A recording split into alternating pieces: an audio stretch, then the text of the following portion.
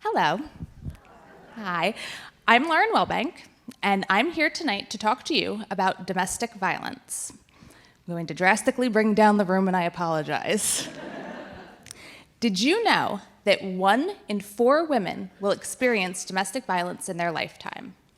And of those women, 1 in 4 will be significantly injured during an attack. In fact, domestic violence is so common that it accounts for 15% of all violent crime in America. 15%. That's a huge market share. Now, to put that into perspective, I want you to look around this room right now. There's about 250 people here tonight. We're going to assume for this exercise that most of you are women. So using that math, that means that 60 people here tonight have been or will be victims at some point in their life. To put it another way, if it's not you, it's somebody you know. Now, I know this because I'm 1 in 4. It's very important to me that you understand how common my story is before I tell you, because I worry otherwise you're going to listen to what I have to say and you're going to say, oh my God, that's awful. But that could never happen to me. That could never happen to anybody that I know. I worry that you're going to think that because that's how I used to think before I became a statistic. I used to think of domestic violence, when I thought of it at all, which was rarely, as an other people problem. Not something that I ever needed to worry about. Not something that could ever happen to me. Especially not something that could happen in my relationship with Dan. The first time he hit me, we were in the car. It was a gorgeous early spring day like we had at the beginning of the week, and we were on our way out to run some errands. I wanted to go to Home Depot and then come home and spend some time in the yard. Dan wanted to go see his friend and then go to his parents for dinner. 1 minute, we're in the car, sitting there, talking about our plans, each of us taking turns, pleading our case, and the next minute, I'm holding my bloody lip. I never even saw his hand. To say that I was surprised would be an understatement, but in that moment, I thought that Dan was more surprised because he immediately started apologizing, started telling me that he didn't mean it, that he wasn't trying to hurt me, that he didn't realize how close I was, he was just goofing off. So I believed him, because at that point I had no reason not to, right? We hadn't been fighting. We hadn't been yelling. He certainly didn't seem angry enough to hit me. The next time it happened, I found myself looking up at Dan from our bedroom floor. That time, we had been fighting. That time, we had been yelling. And that time, I knew that he was angry enough to mean it. Things went on like that for a little bit. We got stuck in this cycle of fighting, making up, and then he'd promise he was going to change. We'd fight, we'd make up, and then he'd promise he was going to change. It was like being on a merry-go-round, right? The scenery may change, but you always end up back where you started. Finally, it occurred to me that if I wanted to make it stop, I was going to have to get off the ride. The first time I left Dan, and I say the first time because I have more numbers for you, on average, it takes a woman 7 attempts to leave her abuser. 7. The first time that I tried to leave Dan, he tried to kill me. I told him I didn't want to be with him anymore, and he dragged me kicking and screaming through our house, took me into our bedroom, threw me down on the floor, got on top of me, and began to strangle me. And I was terrified. I honestly believed that he was going to kill me. He didn't, obviously, because I'm here.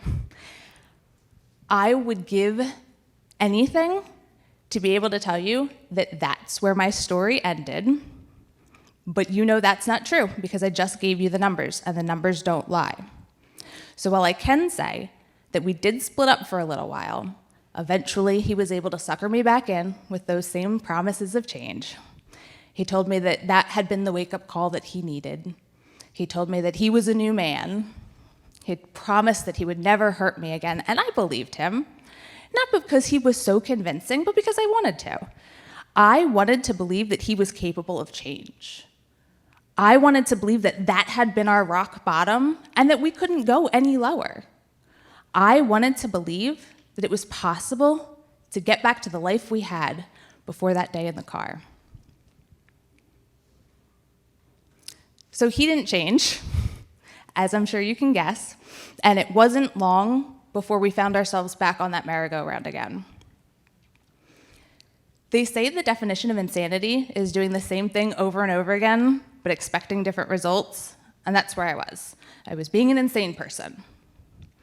So finally, I decided it was time to make the insanity stop. The second time I left Dan, I called him on the phone, because I had gotten smarter, and I told him that I didn't want to be with him anymore. I'd love to say that that was the end of that, but obviously it wasn't. And I have more numbers for you. 1 in 7 women will be stalked by a partner in their life. 1 in 7. So 250 people here tonight, that's roughly 35 of you. And if it's not you, it's somebody you know. So that's what happened next. Dan started calling me on the phone, calling me at work, then he started showing up places. The final straw was one night I was out at a restaurant with a friend, and as I was leaving, I walked out into the parking lot and I saw Dan's car parked 2 rows over, and I was terrified, because no good can come from this, right? So I raced to my car as quickly as I could. I drove straight to my parents' house, and I told them everything that had been going on. They convinced me to call the police. Shout out to my mom and dad.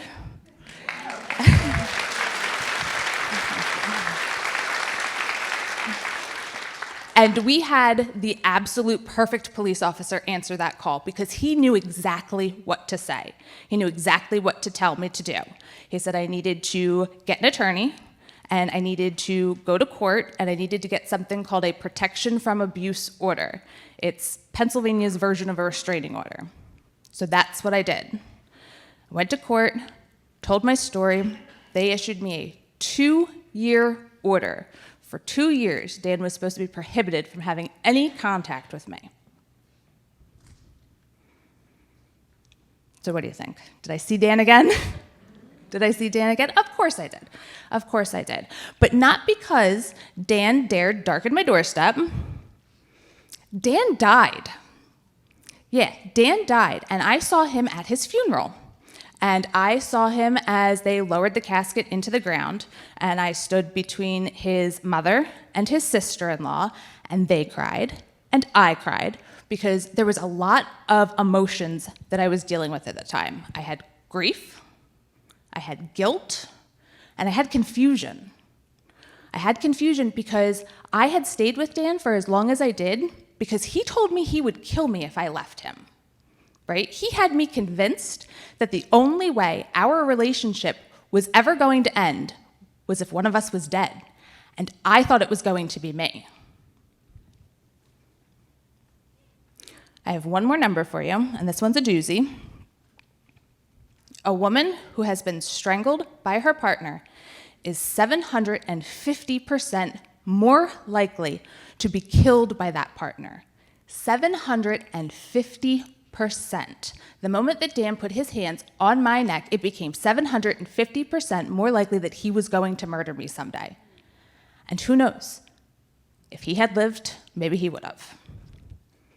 Now, when I tell people about my experience with Dan, they respond in one of two ways. They either say, "Me too," or they say, "I could never be with somebody like that. I would never let somebody treat me like that." Honestly, I get the impulse because I had that same thought. It's comforting to think that 1 in 4 women are out there choosing monsters, right? But they're not. They're women just like you, only they fell in love with the wrong man, and by the time they realized that they were in danger, they were either too scared or too embarrassed to ask for help. They are professionals, and they are stay-at-home moms. They are college graduates, and they are high school dropouts. They are rich, they are poor, they are your family, they are your friends, they are your neighbors, and when they are incredibly lucky, they are me, standing up here tonight, sharing my story, because I survived.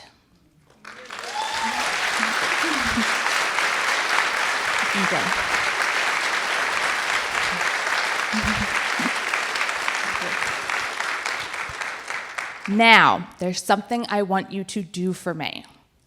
First I gave you math, now I'm giving you homework. You guys are having a wild Friday night here. I want you to go home and I want you to share my story. I want you to tell your cousin, your coworker, your cleaning lady about the woman who got up on stage and talked about the worst thing that ever happened to her. And then I want you to say, I never knew it was so common. I want you to say, I never knew it affected so many women. I want you to say, I hope you know that you can tell me anything. I truly believe that we have the power to change these numbers, but first we have to change the way we talk about them. Thank you.